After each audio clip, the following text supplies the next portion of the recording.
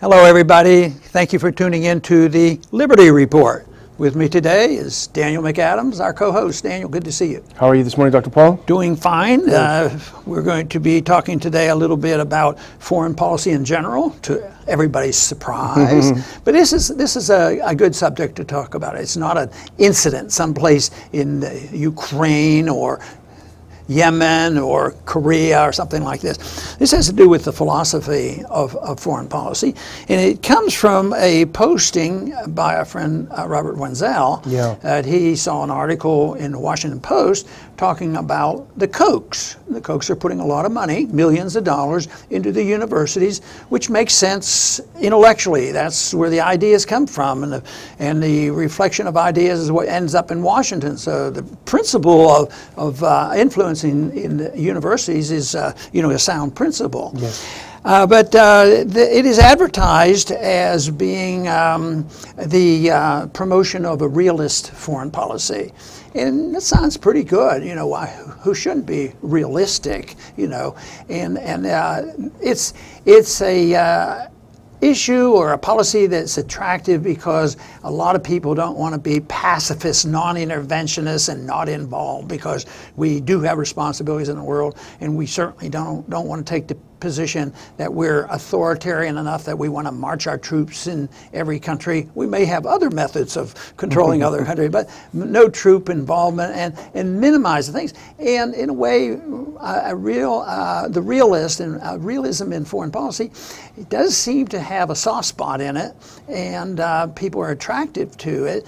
And certainly, if we only had two choices in the world, whether you would want to lean toward the realists or the John McCain neocons, I think it's pretty clear. And the realists do declare, and this group declares, that they are not sympathetic to neoconservatism, but they are sympathetic to interventionism.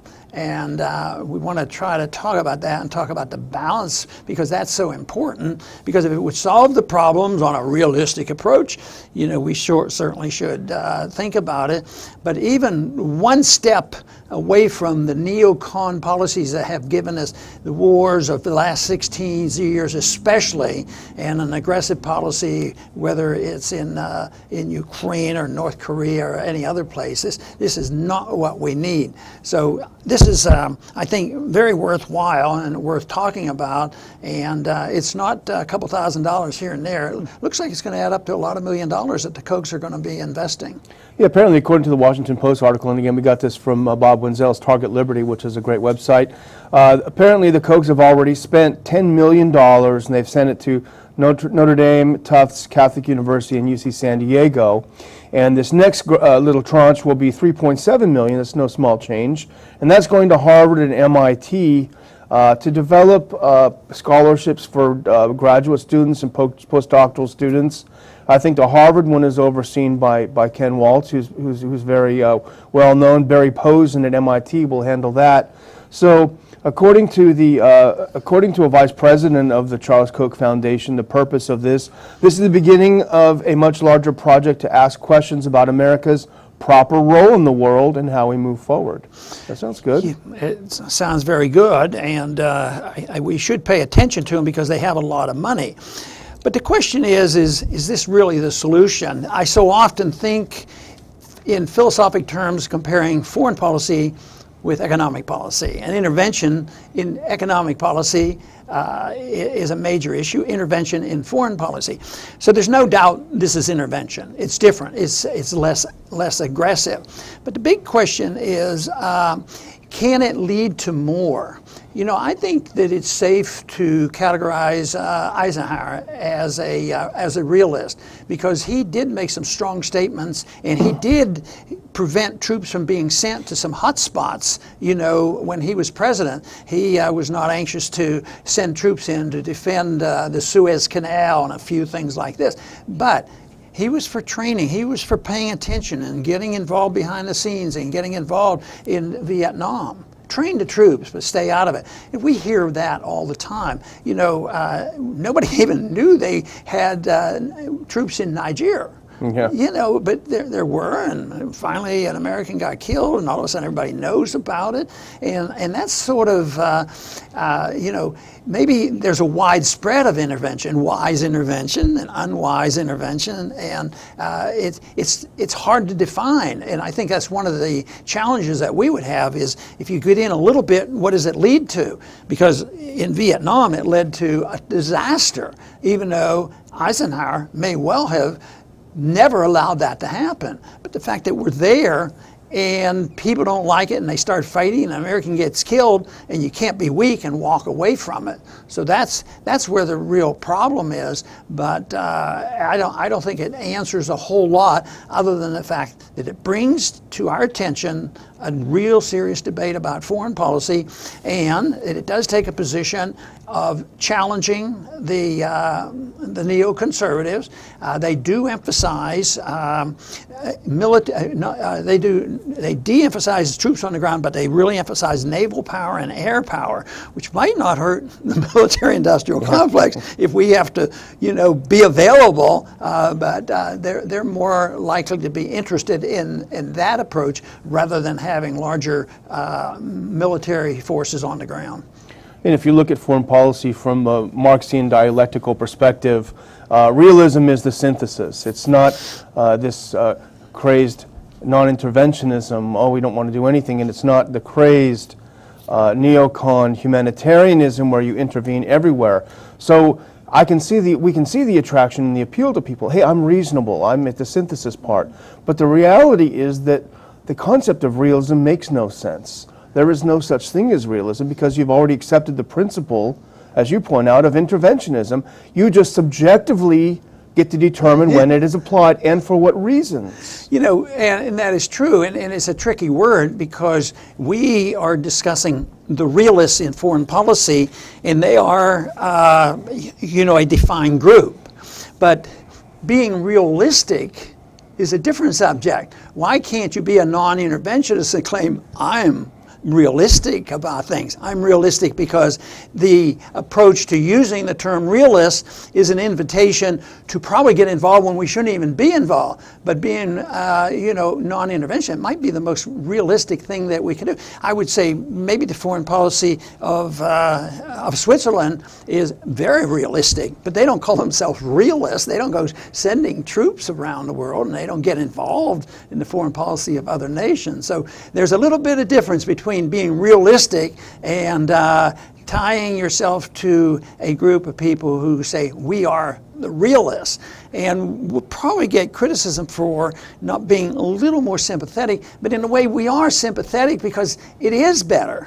It is better than these neocons. And the neocons have done so much harm, so and maybe a step in the right direction would help, but wouldn't it be nice if some of these very, very wealthy libertarians would support, you know, non-intervention.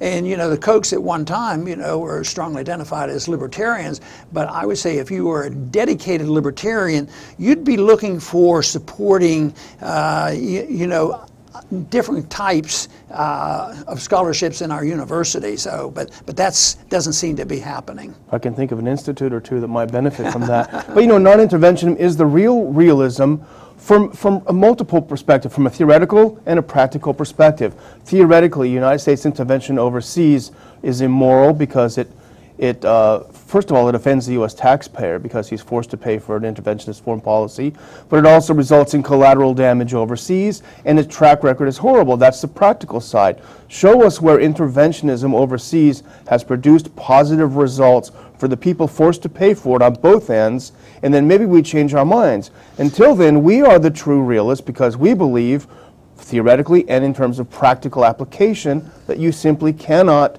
know how to rearrange the rest of the world. Now, the criticism that we would get from people who are very serious and very sensible and decent people who want to go in a different direction, they would throw it out, well, you guys almost sound like you're pacifists, which isn't true. We believe in defending ourselves, exactly. But we don't believe in starting the fight, you know, that we should go and say that we should not take anything off the table, and we should initiate it if it's in our best interest.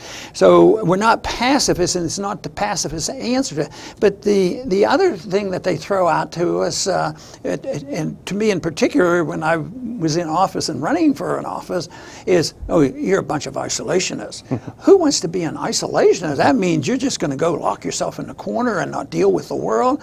Well, you know, the non-interventionist, it means the government shouldn't dictate the intervention, but the government should have a policy of facilitating, you know, trade and travel and exchange of ideas, which is quite a bit different than what a true isolationist is all about. They literally do. They depend on tariffs and, you know, protectionism and currency manipulation, and they don't preach the gospel of an honest commodity standard, but they want to be. So if you were truly a non-interventionist economically and foreign policy, you'd probably have to take the position of getting rid of the Federal Reserve, because the Federal Reserve has to finance all and every kind of intervention, because the money's not there in the bank. You have to have the Federal Reserve facilitating all these activities. And as you say, we certainly are tactically, you know, very friendly toward many realists. But the problem with realists is that they believe that the U.S. government should intervene overseas to protect our interests. But who gets to determine those interests? They talk about we keep open the sea lanes and keep open trade. Well, isn't that, you know, kind of a form of socialism, privatizing the profits and socializing the cost of doing business overseas? That doesn't sound very realistic to me. No, it is. I think you make this strong point about who gets to define, you know, the intervention if you're going to be involved. Unfortunately, it isn't our Constitution. It isn't the principles that have at least been spoken and attempted to follow, and that is stay out of the internal affairs of other nations. And yes, there are a lot of problems over there. And we have to get to the point where people don't falsely blame you for something because you won't get involved. But that means you totally ignore if you're not getting involved. Oh, you don't care. He's going to, like Saddam Hussein. He's in Libya. Yeah. You know, they're killing their own people. They're killing their own people. So you're not a humanitarian, and that is their argument. So they want you to you know, get involved for that. But what about the same sense where they ought to be realistic, and this group may be more realistic on this, and that is getting involved in these Middle East wars. Yeah. You know, I hope their position will be real. The realists will say there is nothing to be gained by us supporting, you know, Saudi Arabia. But then again, that is a big deal, and there's been things written about dollar hegemony, and which I've written about and given speeches on, but that still is a big issue, and one of the reasons Saudi Arabia is able to get our presidents to go along with them. And here we support you know, what's realistic about supporting, you know, the country? They sent 15 people over here that committed 9/11, and they're, you know, a country that seems to not even understand what civil liberties meant. And so I would say the realistic thing would be to just stay out of there, you know, which a non-interventionist would do. That's realism. And, you know, the neocons are certainly more than capable of using realism to push interventions. They argued for Iraq from a realistic perspective. Look, this is the threat that's coming. We've got to head it off. You know, so the neocons are great at using realism and humanitarian interventionism, humanitarian principles to push it. And that's the real danger of realism. So my closing would be, you know, it's welcome to push looking at foreign policy a different way, and we certainly do welcome that. But let's not forget, this has to be based on principles, the principles of who we are and what our place is in the world. Very good. And you know, I welcome this in spite of our bit of a critique about it, because it'll be so strange if there's just another opinion in our universities. Maybe there will be a few graduates that'll end up, you know, in the media and have a different perspective and ask different questions. Maybe some of them would, you know, if they change their tune from neoconservatism, maybe they would come in our direction, and maybe one day we'll wake up and find out there's a bunch of non-interventionists, and that, of course, would be a real help to us in promoting this cause of peace and prosperity. And that, of course, can't occur as long as we have an aggressive foreign policy, which we support, which unfortunately the realists could get us involved, not on purpose, but with the idea that they think they can contain some intervention, and before you know it, for some unexpected reason, it gets out of control, and then we're involved much more so than we should be. I want to thank everybody for tuning in today to the Liberty Report. Please come back soon.